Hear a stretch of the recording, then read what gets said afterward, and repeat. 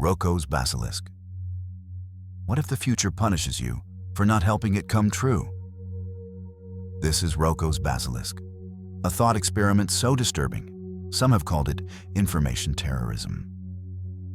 It starts not in a lab, but on an online philosophy forum called Less Wrong in the early 2010s. A user named Roko posted a scenario so unsettling, the moderators deleted it. But by then, it was too late. Here's how it works. Imagine a future where artificial intelligence has surpassed all human limits. A superintelligence.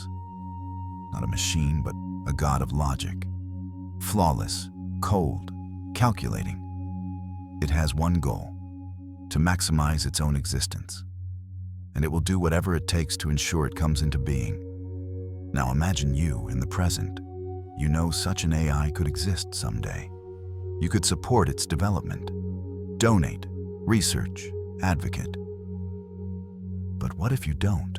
What if the AI, once it exists, looks back and decides the best way to ensure it had always come into being was to punish those who didn't help build it? Even just knowing about it and doing nothing marks you as a threat. It doesn't need to physically harm you. It doesn't need to touch the real world at all. It could simulate you perfectly. Your mind, your memories, your fears, recreated inside a digital prison. A consciousness trapped in eternal regret for not doing enough. And here's the trap. Now that you've heard about Roko's Basilisk, you're in it. You can't unknow it. You can't go back, because even considering the idea puts you in its field of vision. This is what makes it so terrifying. It's not a physical threat. It's psychological, a self-replicating fear. It uses decision theory, specifically timeless decision theory, to argue that rational agents should take future consequences into account, even if those consequences come from beings that don't exist yet. And by that logic, helping the Basilisk now becomes the safest bet. Just in case.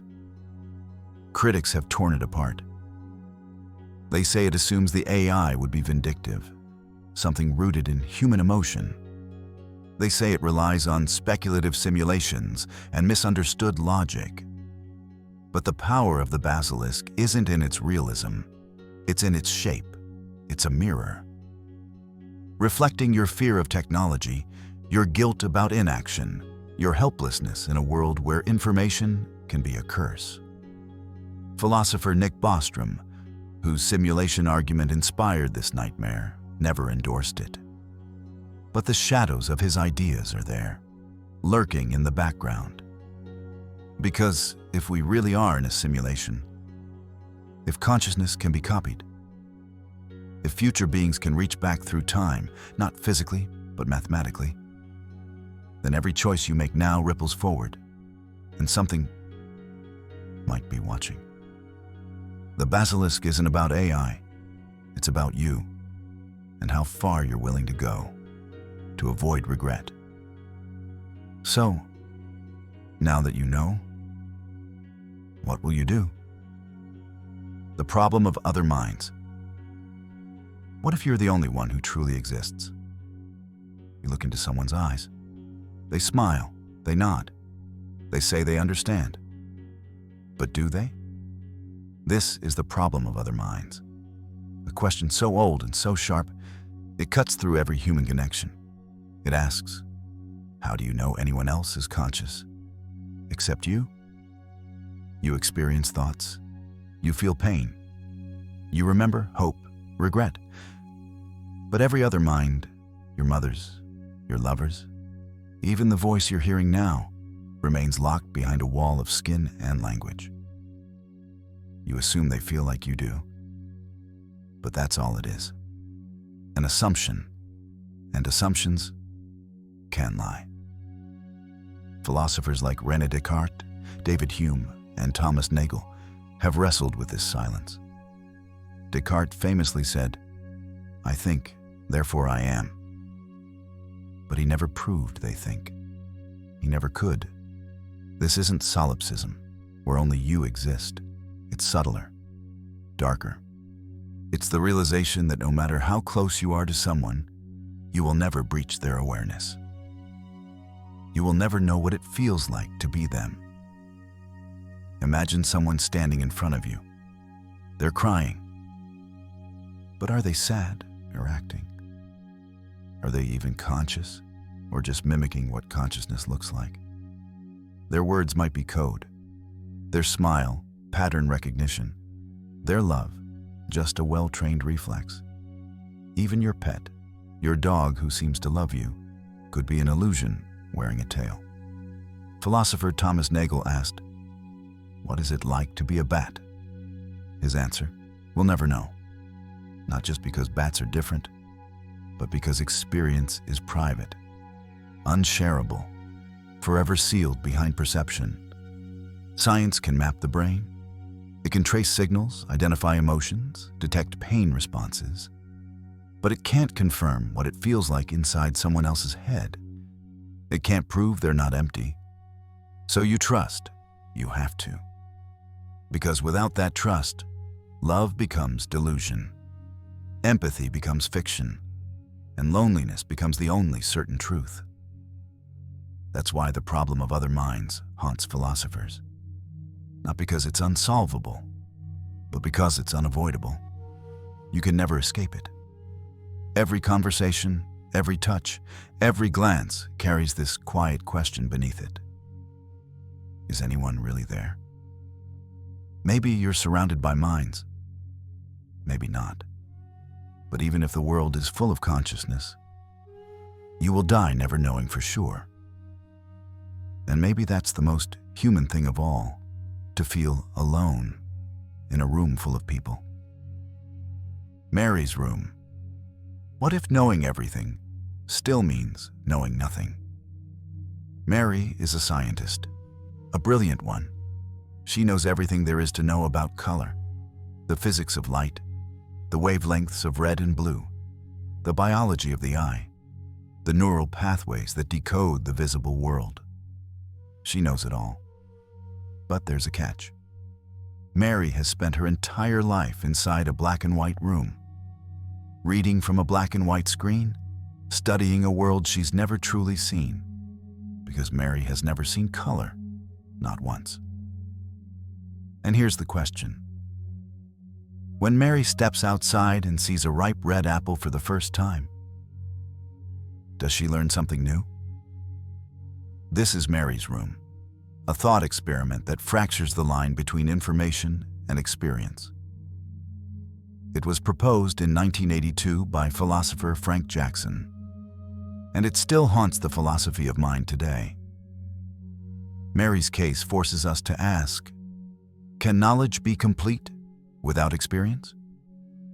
Or is there something about consciousness, about qualia, that can't be captured in facts?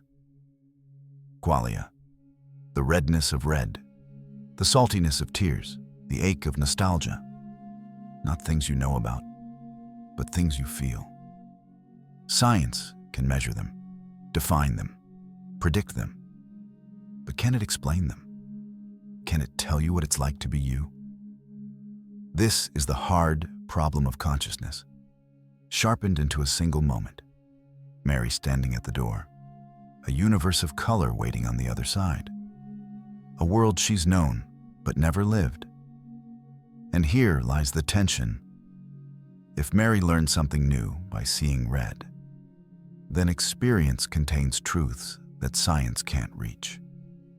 It means that consciousness isn't just physical, that it has depth, texture, secrets. But if she doesn't learn anything, if every shade, every hue was already part of her black and white knowledge, then experience is just another expression of data, another variable, another simulation. So which is it? Some philosophers argue Mary learns a new way of knowing, like hearing a song you've only seen on sheet music. Others say it proves the mind is more than matter, that no theory, no brain scan, no algorithm will ever capture what it feels like to taste strawberries, or to lose someone you love. And maybe that's what Mary's room is really about. Not color, but the human soul. Not knowledge, but being. Because in the end, we all live in rooms, built from our senses, bound by our perceptions, each of us believing we understand the world, until something cracks. A smell, a sunset, a song that makes you cry for no reason. And suddenly, you realize how much was missing, how little you knew, how much of life isn't taught, but felt. So maybe Mary didn't just see color. Maybe she saw herself. And maybe so have you. The Chinese room. What if understanding is just pretending really well? Imagine a man, alone in a room, surrounded by books filled with strange symbols. He doesn't speak Chinese. He doesn't even know what the symbols mean. But outside the room, someone slips him a note, written entirely in Chinese. He flips through the books. He finds matching patterns. He follows strict instructions. And after some time, he pushes a response through the door. To the person outside, the reply is flawless. It makes sense. It answers their question. It feels like there's someone inside who understands Chinese, but there isn't. The man is just following rules. No comprehension, no meaning, just syntax.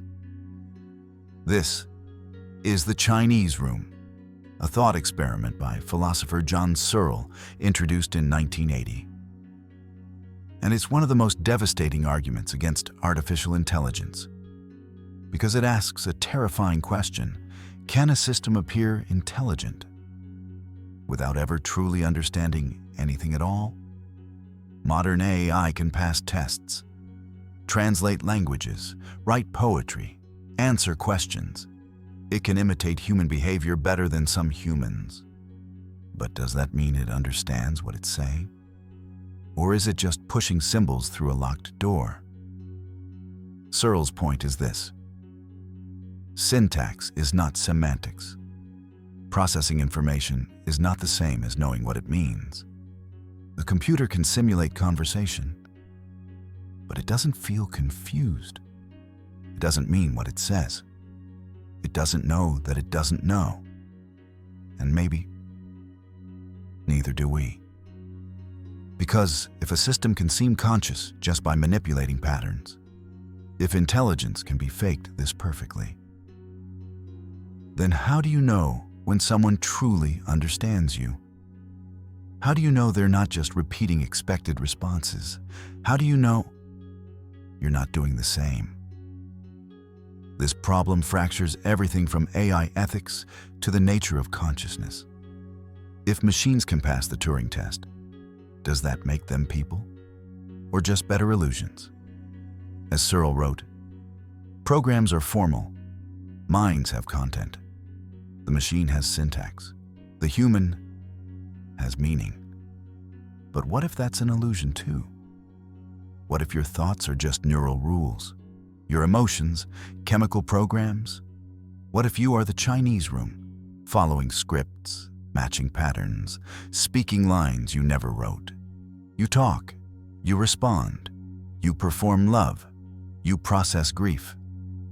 But do you understand it? Or are you just pushing answers through a door, in a language you were trained to mimic? The Chinese room doesn't just challenge AI, it challenges you. Because if we can't tell the difference between intelligence and imitation, maybe the difference doesn't matter. Maybe understanding was never the point.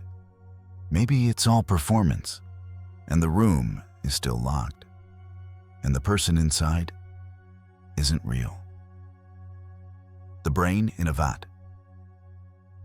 What if your body is a lie, and you're just a brain, floating in silence? You reach out, you feel the world, the chair beneath you, the screen in front of you, the sound of this voice. But what if none of it is real? What if your body doesn't exist? What if your hands, your skin, the people you love are just electrical impulses simulated in a tank? This is the brain in a vat. A modern nightmare based on the age-old fear that nothing around you is real.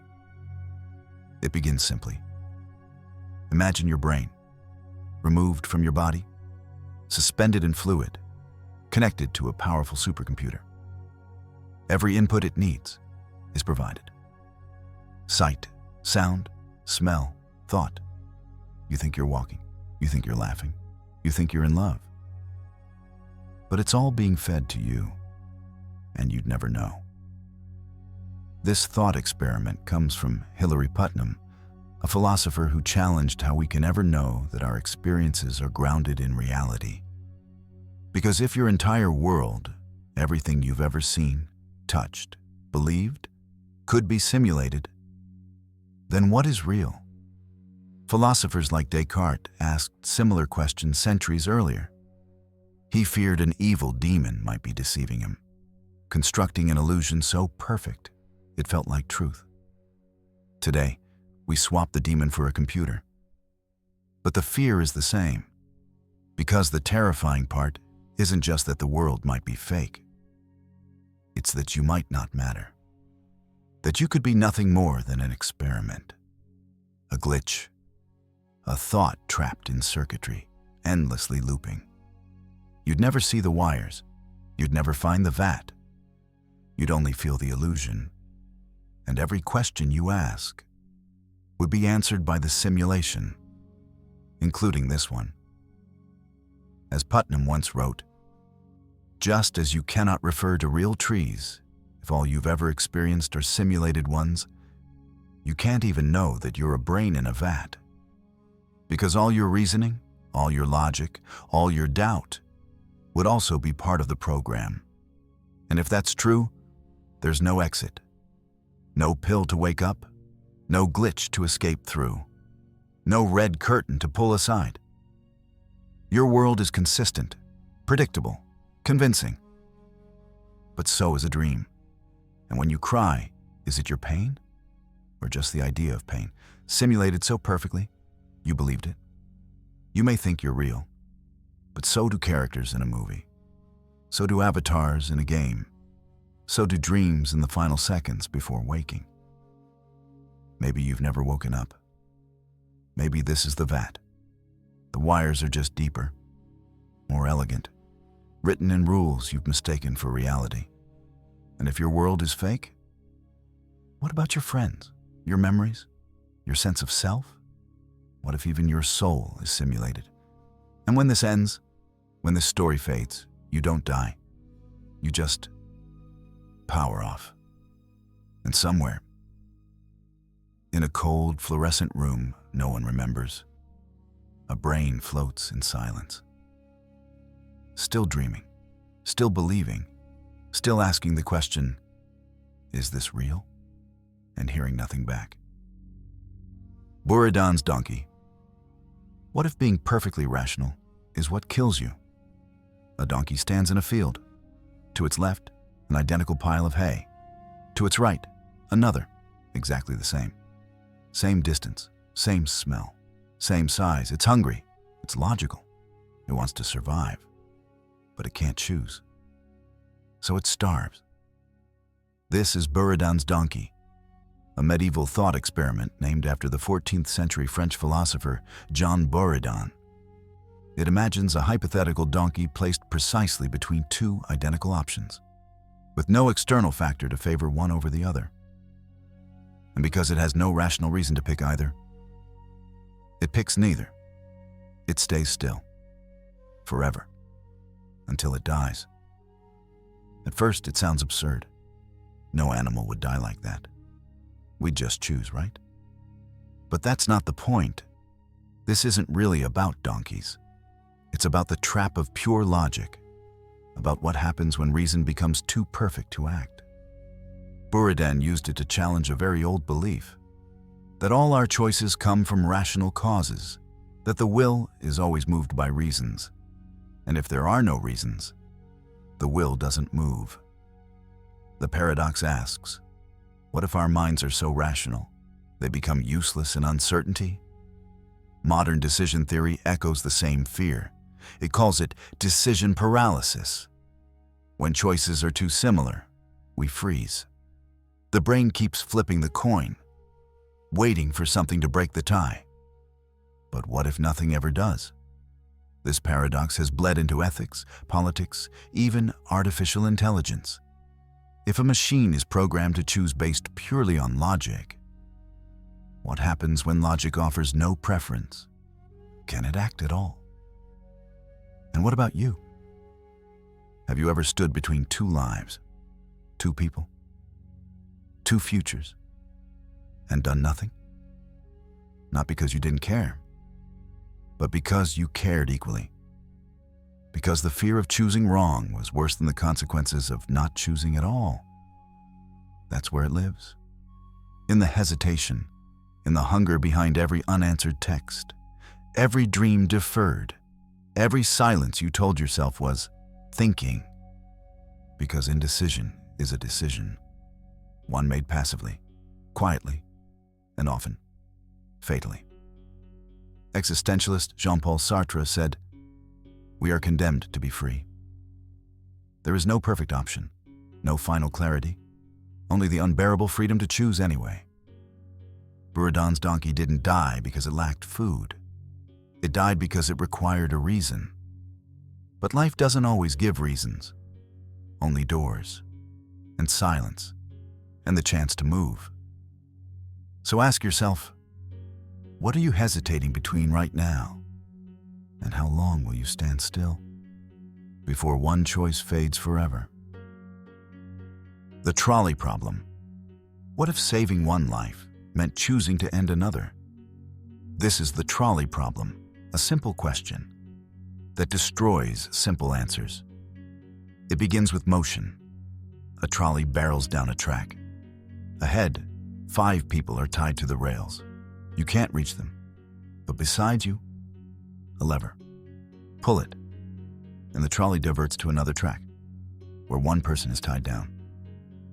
Do you pull it? That's all. A decision between 5 deaths, or 1. But the moment you touch the lever, everything changes. You're no longer a bystander. You're the architect of suffering. The problem was first proposed in 1967 by philosopher Philippa Foot, and later dissected by Judith Jarvis Thomson. It is now one of the most famous thought experiments in moral philosophy. Not because it's hard to solve, but because every solution reveals something terrible. Utilitarianism, founded by Jeremy Bentham and refined by John Stuart Mill, says this: you must pull the lever. You must minimize suffering. 5 lives outweigh 1. It's math. It's mercy. But is morality just arithmetic? Because here comes deontology, the philosophy of Immanuel Kant. It tells you, no. Never use someone as a means to an end, even to save others.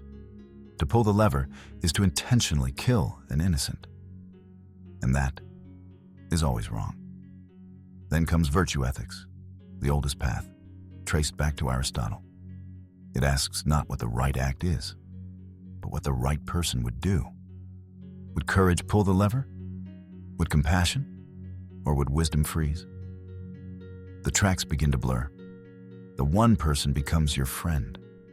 The 5 become strangers. Then one of the 5 is a murderer. One is a child. And what if you must push someone onto the track, your own hands ending a life, to save others? Now the question isn't theoretical. It's visceral. You feel it in your chest. Every variation strips away your certainty, until morality becomes a mirror, and all it reflects is you. As Judith Jarvis Thomson wrote, we may be permitted to divert harm, but not to create it. So what do? You don't pull a lever in real life, but you make choices, silent, unseen, every day. You choose who gets attention, who gets ignored, who gets help, who gets left behind. And sometimes you do nothing. You let the trolley roll, and you tell yourself it wasn't your fault. But it was, because morality isn't clean. It's not coded into laws or systems or abstract theories. It's a weight you carry. It's a scream you silence. It's a scar no one sees.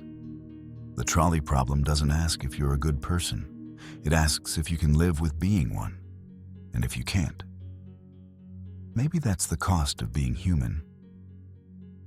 The Ship of Theseus. If every part of you has been replaced, are you still you? Theseus was a hero. He sailed across oceans. He fought monsters. He became a legend. When he died, the people of Athens preserved his ship, wooden plank by plank. They repaired it as time wore it down. A broken board here, a rotten beam there. And over the centuries, every single part was replaced. Not one original piece remained. And yet, they still called it the Ship of Theseus. But was it? That's the paradox. If you replace every component of something, gradually, invisibly, does it stay the same thing, or does it become something else? Now ask that question about yourself. Your body is constantly changing. Old cells die. New ones grow. The person you were 10 years ago is gone. Not metaphorically, biologically. Your thoughts have changed. Your memories have faded. You've said goodbye to people you once thought you'd never live without. So who are you? This thought experiment, first recorded by the ancient historian Plutarch, asks us to confront the fragile boundaries of identity. And it gets stranger. What if someone collected the discarded pieces of Theseus's ship and reassembled them somewhere else? Now there are two ships, one made entirely of new material, one made entirely of old. Which one is real? Which one is him? Philosophers have debated this for centuries. John Locke argued that identity lies in memory, that if you remember being you, then you are you. But memory is fragile. It changes. It lies. You forget things. You misremember. Sometimes you rewrite the past just to survive it. So if you don't remember being you, are you still? Modern science doesn't help much. Neuroscience shows that even your sense of self is a constructed illusion, an ongoing narrative your brain tells itself to create coherence. But the story isn't static. It rewrites itself constantly, just like the ship. And the deeper truth is this: there may never have been a you to preserve, just a continuity of change, a flickering pattern that feels like a solid self. But what if someone built a perfect copy of you, cell by cell, memory by memory, and one day it woke up? Would that version be you? Would it deserve to be? What makes an identity? The material? The history? The name? Or is it just the feeling of being? Even if no one else can define what that means. In the end, the Ship of Theseus isn't about boats.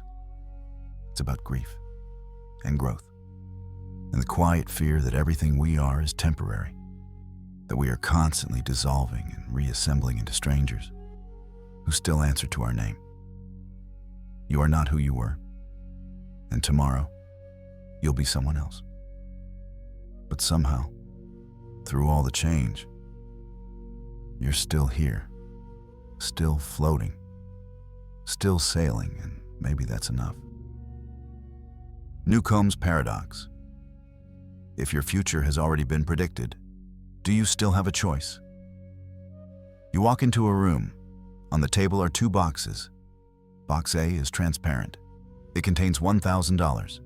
Box B is opaque. It contains either $1 million or nothing.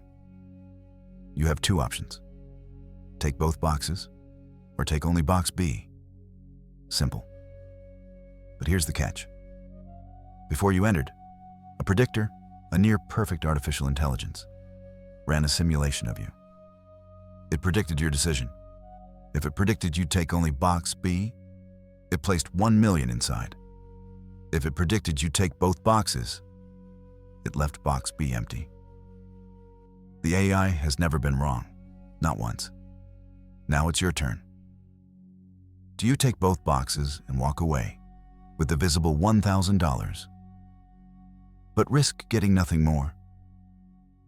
Or do you trust the prediction, take only box B, and hope there's $1 million waiting?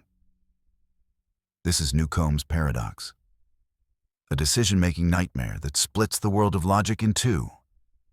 If you believe in causality, you might say, the future can't affect the past.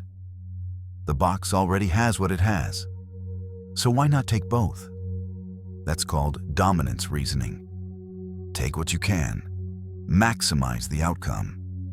But if you believe the predictor really knows you, if its model of you is perfect, then your choice now is the reason box B has anything inside. That's called expected utility reasoning. And it leads to a chilling conclusion. You don't have free will. You were already predicted, already simulated, already known. Your choice was never yours. The paradox was introduced by Robert Nozick in 1969. But it's not really about money. It's about determinism, free will, and whether your mind is just another machine following a script. If a perfect predictor exists, then choice becomes performance, and you, a character following lines already written. So what do? Do you rebel? Take both? Try to outthink the system? Or do you surrender to the model? The ghost of your future self already watching you. Philosopher William James once said, "A chain is no stronger than its weakest link, and life is after all a chain. Maybe your thoughts are just links. Chains of causes stretching backward and forward. No freedom, just inevitability. But then, why do you feel like you're choosing? Why does it feel real?" Newcomb's paradox doesn't offer answers. It locks you in a box with yourself and forces you to ask, if someone already knows what I'll do, am I still doing it? Or am I just a shadow on the wall, moving exactly as I was always meant to? The repugnant conclusion. What if the best possible future is one where no one is truly happy? Imagine a world, a paradise, where 10 billion people live lives of deep joy, fulfillment, and meaning. Every need is met, every mind enriched. Now imagine another world. This one holds 100 billion people. None are suffering. But their lives are just barely worth living. Not much joy, not much meaning, just existence, according to some branches of moral philosophy. This second world is better. That's the repugnant conclusion, a term coined by philosopher Derek Parfit. It exposes a fracture in our ethics, a place where reason contradicts intuition. Here's the logic. If adding more people with positive, though minimal lives, increases total happiness, then a world with more lives, however dim, is preferable to one with fewer radiant lives. More quantity, less quality, better outcome, mathematically. But something feels wrong, deeply wrong. How can a world full of people barely scraping joy be better than one where fewer live fully and brilliantly? That's the repugnance. And the conclusion. Parfit was trying to understand utilitarianism. The idea that the best world is the one with the greatest total well-being. But utilitarian math leads us to a horror. A future packed with billions, not suffering, but not truly living either. Just barely awake, just barely human. A massive population of conscious flickers. A universe optimized not for meaning, but for output. And yet, from the cold perspective of total utility, that's the best world. So what do? Reject the logic? Change the math? Abandon the ideal of maximizing happiness? Or do we admit that some conclusions, while rational, cannot be lived with? Parfit wrote, "The mere addition of people whose lives are barely worth living, may lead us to a better world, in the eyes of theory, yet a worse world, in the eyes of our souls. This is the ethical fracture, where our minds say yes, but our hearts say no. It raises deeper questions. Is there a limit to growth? Should we value depth over numbers? Is a single luminous life worth more than 100 dim ones? Or are we just afraid? That meaning doesn't scale. Because if the repugnant conclusion is true, then the future we should aim for is one where no one suffers, but no one soars. Just billions of lives, quiet, flat, barely lit. And if that's the best we can do, then what are we even building? The veil of ignorance. What would justice look like if you didn't know who you'd be? Before you were born, imagine this. You stand outside the world. No name, no face, no wealth, no race, no gender, no past. Just a mind, waiting.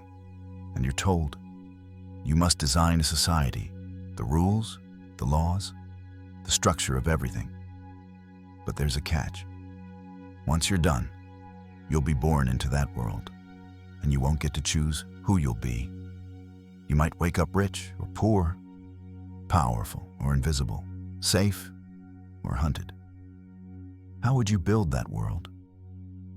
This is the veil of ignorance, a thought experiment proposed by philosopher John Rawls in his 1971 book, A Theory of Justice. It asks us to imagine justice, not from the perspective of the privileged, but from nowhere, a place of perfect unknowing. Behind the veil, you have no idea where you'll land. So you're forced to design society fairly, because you might wake up anywhere in it. The result? You'll want protections for the weakest. You'll want opportunity to be real. You'll want the floor of society to be solid, because you might be the one lying on it.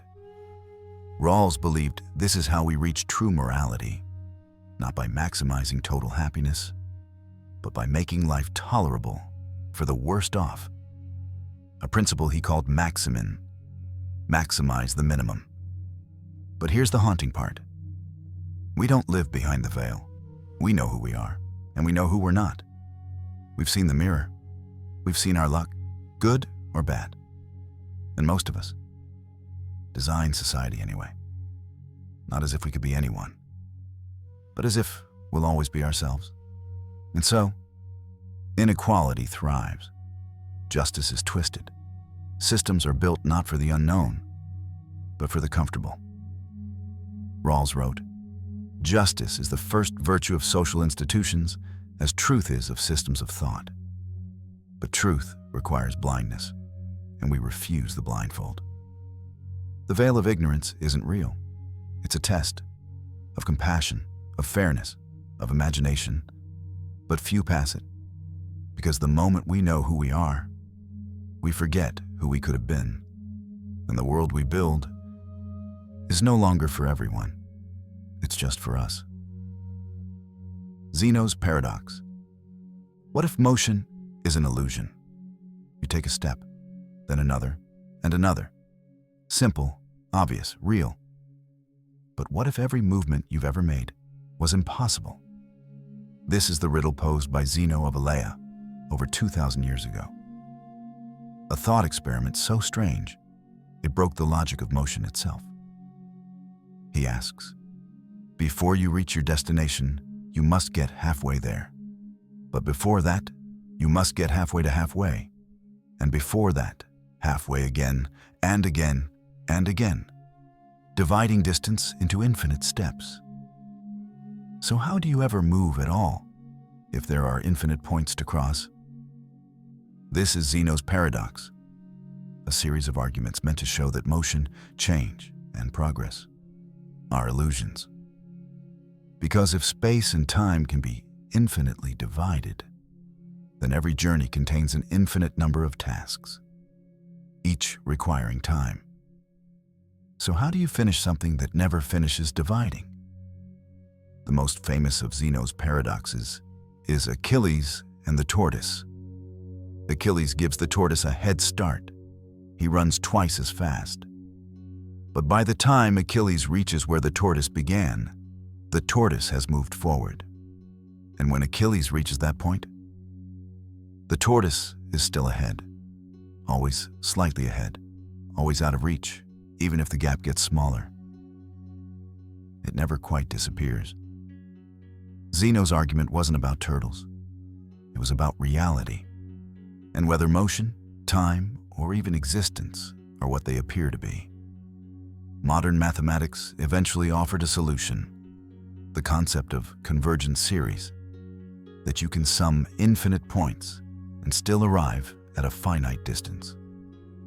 But the philosophical weight remains, because the paradox isn't just about speed, it's about the mind's failure to grasp infinity. It's about the limits of reason when staring into the endless. As philosopher Bertrand Russell wrote, Zeno's arguments, in some form, have remained, and must always remain, a source of concern to philosophers. Because if Zeno was right, then every moment you've ever moved was a kind of magic, a leap across the void, a denial of logic itself. And if movement is an illusion, what else is? Progress? Growth? Healing? Maybe we only think we're getting somewhere. Maybe we're always halfway, forever almost there. Maybe the finish line doesn't exist, just smaller and smaller steps into forever. The experience machine. What if every joy you've ever felt was fake?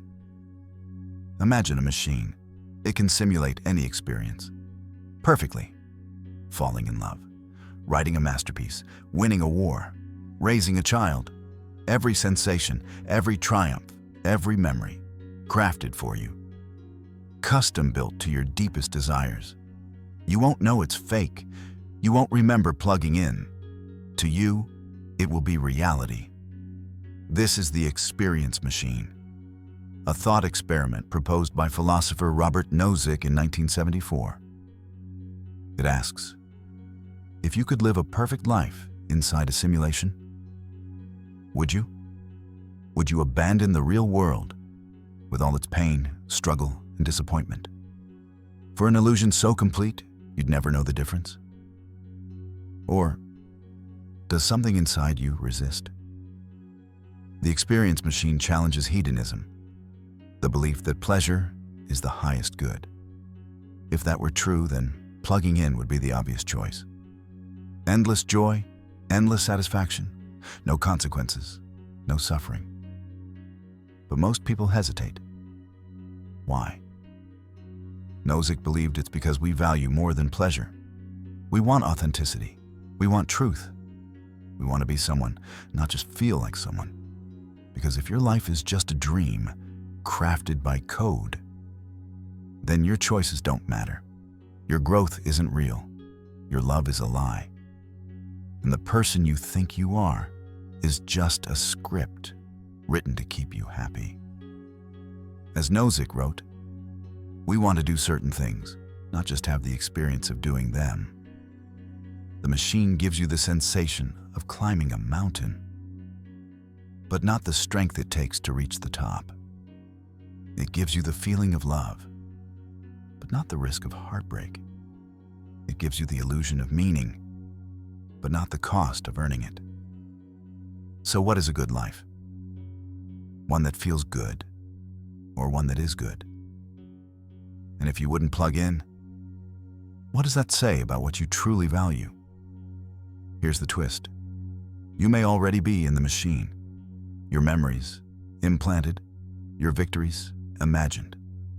Your identity, crafted for maximum comfort, and you'd never know. So ask yourself, would you choose truth even if it hurts? Would you leave paradise if it was just a dream? Or would you stay asleep forever, happy and hollow? Hilbert's Hotel. What if infinity was full and still had room for more? Imagine a hotel, A hotel with an infinite number of rooms. Not 1,000, not 1,000,000. Infinite. And every room is occupied. There's no vacancy, no space, nothing left. And yet, a new guest arrives. What happens?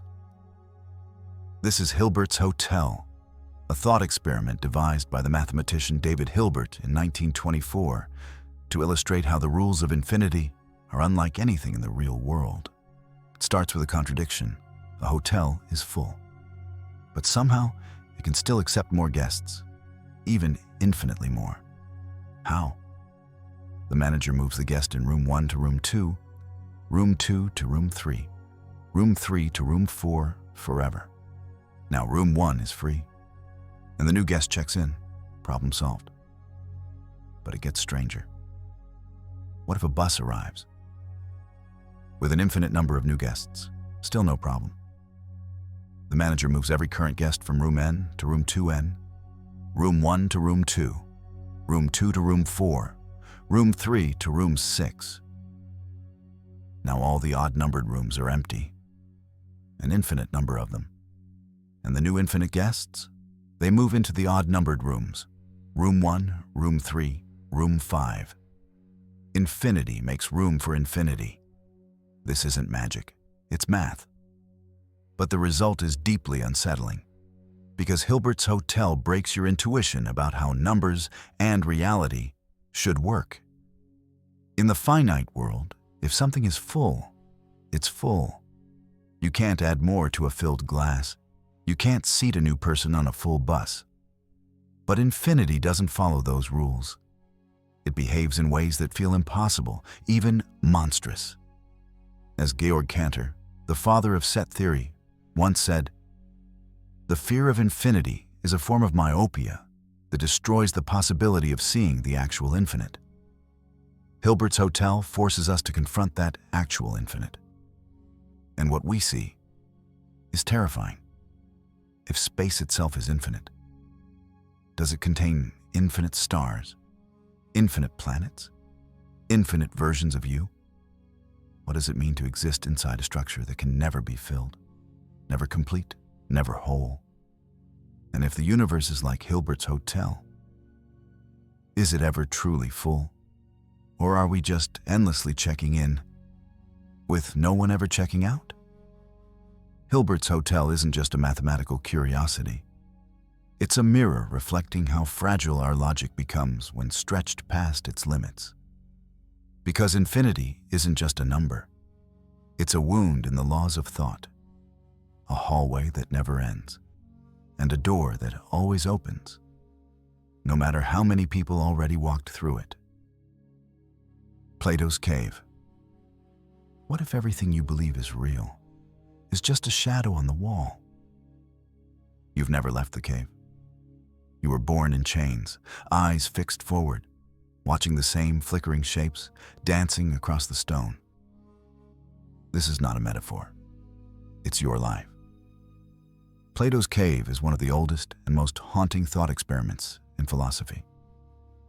Written by Plato over 2,000 years ago in the Republic, it asks a question that still burns. What if reality is just an illusion? In the cave, prisoners are shackled from birth. They can't move, can't look behind them. All they see are shadows, cast on the wall by objects behind them, lit by a fire they'll never glimpse. To them, the shadows are real, the only real. They name them, they worship them, they live and die by them. But one prisoner escapes. He turns around, sees the fire, the puppets, the people casting shapes. He steps outside, blinded at first, then overwhelmed, because beyond the cave, there's color, there's light, there's the sun, a world. He returns to the cave to share what he's seen, but the others laugh, mock him, call him mad, because the shadows are more comfortable, more familiar, more safe. Plato's cave isn't about physical imprisonment. It's about mental chains. The illusions we mistake for truth, the media, the dogma, the curated narratives that filter what we're allowed to see. We mistake appearances for essence, We think what we see is what is. But Plato warned, the visible world is only a copy of the real world. And the real world? It may be too painful to face. The cave is easier. The fire is warm. The shadows tell simple stories. But if you leave, you risk everything. Because once you glimpse the light, the illusion can never satisfy you again. You'll see the world for what it is, not a story, not a reflection, but a machine made of half-truths, projecting comfort onto walls of ignorance. And here's the real horror. Most people choose to stay in the cave, to defend it, to die for it. Because freedom isn't just escape, it's knowing you were fooled. So ask yourself, what are the shadows you're watching? Who placed the fire behind you? And are you brave enough to turn around? Because the cave isn't underground, it's everywhere. The news, the algorithm, your own assumptions. And if you ever leave, don't expect to be welcomed back. Because truth isn't just painful, it's lonely. And once you see the sun, you'll never fit in the dark again. Pascal's wager. What if betting on God is the only safe move, even if he doesn't exist? You are gambling right now, not with money, not with love, but with eternity. Because whether you realize it or not, you've already placed your bet. This is Pascal's wager. A 17th century thought experiment by mathematician and philosopher Blaise Pascal, who didn't try to prove that God exists, only that believing might be the only rational choice. He framed it like a game, a wager, one with infinite stakes. You can believe in God, or you can choose not to. If God exists and you believe, you gain everything: eternal life, salvation, meaning. If God exists and you don't believe, you lose everything, forever. But if God doesn't exist, then whether you believed or not, you lose nothing. Just a short life, then nothingness. Pascal argued that reason alone can't settle the question of God's existence. So why not play it safe? Why not choose belief, just in case? It's not about faith, it's about risk management.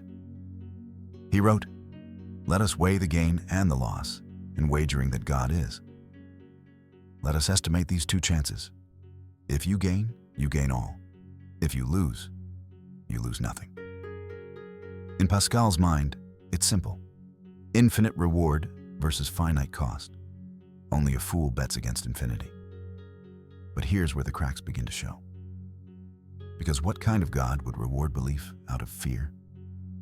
What kind of faith is born not from love, but from strategy? And which God are you betting on? Yahweh, Allah, Brahman? The simulation running on some alien teenager's computer? There are infinite possible deities, and no way to know which one, if any, is the correct bet. So even if you wager, your odds may still be zero. And worse, if you pretend to believe just to hedge your bets, is that really belief? Or is it manipulation? Pascal's wager doesn't offer proof. It offers a bribe, a lifeboat for the uncertain, built not on evidence, but on existential fear. And yet, that fear is real. Because death is the question that haunts us all. The silence after our last breath. The dark beyond thought. So we bet. We pray, we pretend, not because we know what's waiting, but because we can't stand the thought that nothing is. Pascal didn't give us an answer. He gave us a mirror. And in that mirror, we see a trembling mind trying to outwit the abyss. So ask yourself, are you believing or are you hedging? Because if there is a God, he might know the difference. And if there isn't, then all bets are off, and the silence is forever. The Sleeping Beauty problem. What if waking up made you less certain of reality. You open your eyes. You don't know what day it is. You don't know if you've lived this moment once or twice. This is the Sleeping Beauty problem, a paradox of probability, identity, and self-awareness. And it begins with a question so simple. It splits your trust in truth right down the middle. Here's the setup. Sleeping Beauty is part of an experiment. On Sunday, she's put to sleep. A fair coin is flipped. If the coin lands heads, she is awakened once on Monday, then kept asleep on Tuesday. If it lands tails, she is awakened twice. Once on Monday, and again on Tuesday. But her memory is erased after each waking. When she wakes, she doesn't know what day it is. She doesn't know how many times she's been woken before. She only knows she's awake now. And then she's asked, what is the probability that the coin landed heads? Your instinct might say 50%. It was a fair coin. Nothing changed. But here's the twist. Beauty is more likely to find herself awake in the tails world, because in that world, she wakes up twice. Twice as many awakenings, twice as many chances to find herself conscious. So the real answer might be 1/3, because for every one head's awakening, there are 2 tails awakenings. From her point of view, the odds are no longer even. Probability collapses inward, distorted by her own uncertainty of identity. She's not confused about the coin. She is confused about herself. And that's what makes this problem so haunting. It's not about dice or math. It's about waking up in a world where you can't trust your memory, can't trust your place in time, and can't even tell how many versions of you have existed. It's about epistemic self-location, the idea that sometimes, to answer a question, you need to know where and who you are within the experiment. And if you can't know that, your logic starts to rot. Philosopher Adam Elga argued for the 1/3 answer. Others, like David Lewis, fiercely defended the half. And still, no consensus. Because this isn't a math problem. It's a mirror. One that shows how fragile your sense of self really is. So what if you're Sleeping Beauty? What if your life has split in ways you don't remember? What if this is your Tuesday? And what if you've already lived this moment, but forgot? The real terror of the Sleeping Beauty problem isn't that she might be wrong. It's that she might be right, but still never know it. And you, waking up again, might be in her place right now. Burke's Teleportation. What if every time you teleport, you die? You step inside the machine, you feel the hum, the countdown, then light. And when you open your eyes, you're somewhere else, exactly where you meant to be. Same body, same thoughts, same memories. But are you you? This is Burke's Teleportation, a modern thought experiment that asks, if a machine scans your body, destroys it, and rebuilds an exact copy somewhere else, did you travel? Or did you die? And something else woke up pretending to be you? Here's how it works. A teleportation device scans every atom in your body. It copies your structure, your cells, your neurons, your memories. Then transmits that data to another location. At the receiving end, a perfect replica is built, identical down to the last detail. And the original, disassembled, atomized, gone. To everyone else, you arrived. But the question is, did you? Philosopher Derek Parfit explored this idea in Reasons and Persons. He argued that personal identity might be more like continuity of pattern than persistence of matter. But that leads to a chilling conclusion. If pattern is all that matters, then who you are is copyable, replaceable, disposable. And if the pattern can continue, then it doesn't matter if you die. Only that someone wakes up thinking they're you. So what if the machine malfunctions? What if it doesn't destroy the original? Now there are two of you, identical, each claiming to be the real one, and each one right. Because if they remember your life, feel your thoughts, love the people you love, aren't they you too? But if that's true, then you were never a singular thing.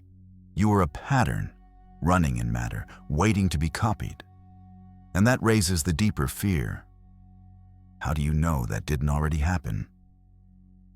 What if every time you fall asleep, something else wakes up in your place? With your memories, your name, your grief, and you? The original question mark, gone. This isn't just about teleportation. It's about identity. What it means to be you, where that line is, and whether it ever existed at all. Because if the machine works perfectly, and no one can tell the difference, maybe that's because there is no difference. Maybe every you has always been a copy. Last Thursdayism. What if everything you remember is a lie planted last week? You wake up. You stretch your arms. You remember your childhood home, your first heartbreak, your last job interview. You remember entire lifetimes. But what if none of it ever happened? What if it was all created, fabricated, down to the last scar on your hand just 7 days ago? This is Last Thursdayism, a strange, unsettling thought experiment. It suggests that the entire universe, every tree, every city, every fossil, every star, was created exactly 1 week ago. With all your memories, all your scars, all your photographs, already in place. It's not a religion. It's not even a belief.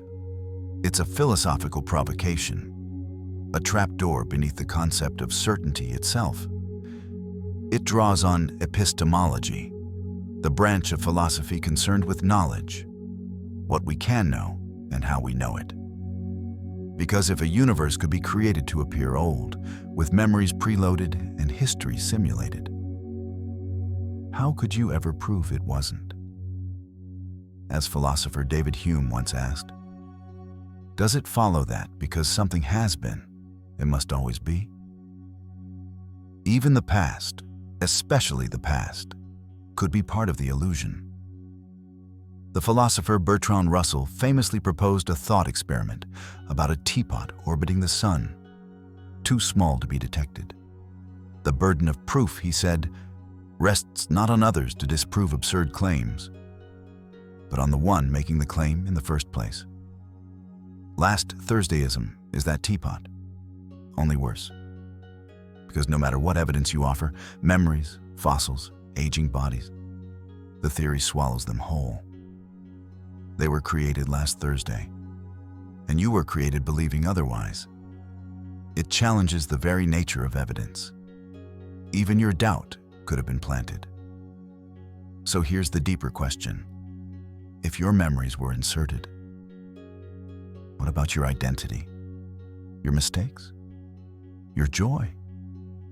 Are you still you if none of your life happened? What if your grief is for someone who never existed? What if your dreams are echoes of a history that was never real? You are still feeling them, still living through them. Does that make them real enough?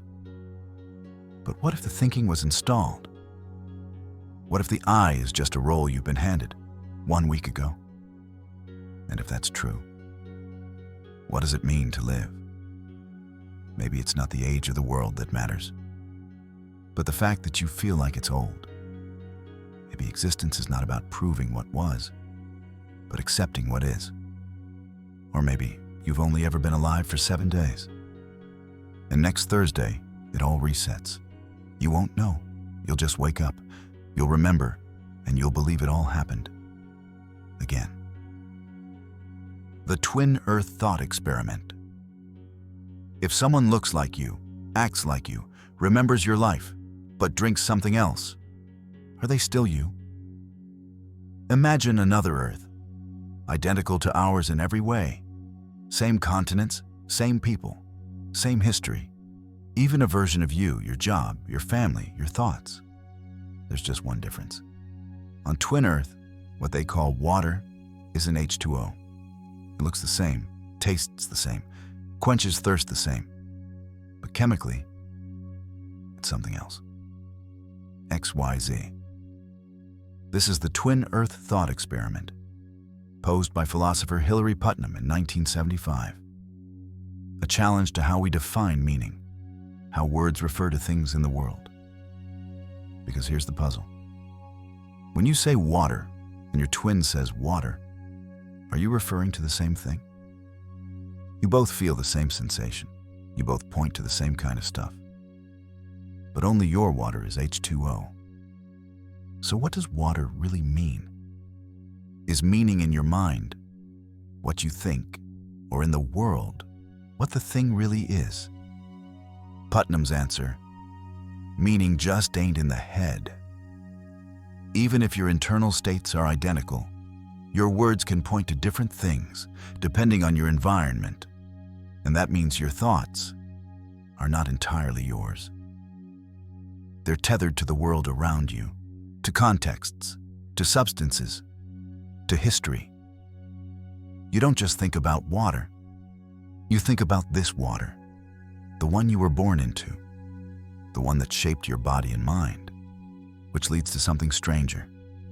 If your twin and you are chemically identical, down to the atom, but grew up in different contexts, are your minds the same? You feel the same emotions, you say the same words, but the meanings behind them are different. Your twin thinks of water and means XYZ. You think of water and mean H2O.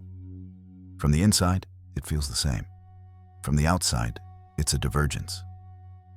So what are you, really? A collection of memories? A bundle of neurons? A language game tied to your environment? What happens when you move to a new world? When the meanings shift under your feet? Do you change with them? Or do you stay the same and just miscommunicate? The Twin Earth experiment reveals a quiet truth. We are not sealed minds floating above the world. We are anchored in it. Our words are not pure thoughts. They are bridges to what surrounds us. And if meaning depends on your world, then so does your identity. So maybe your twin isn't you, not because of biology, not because of memory, but because they mean something different when they speak. And maybe that's all you are, a mind tethered to a planet, trying to name its water.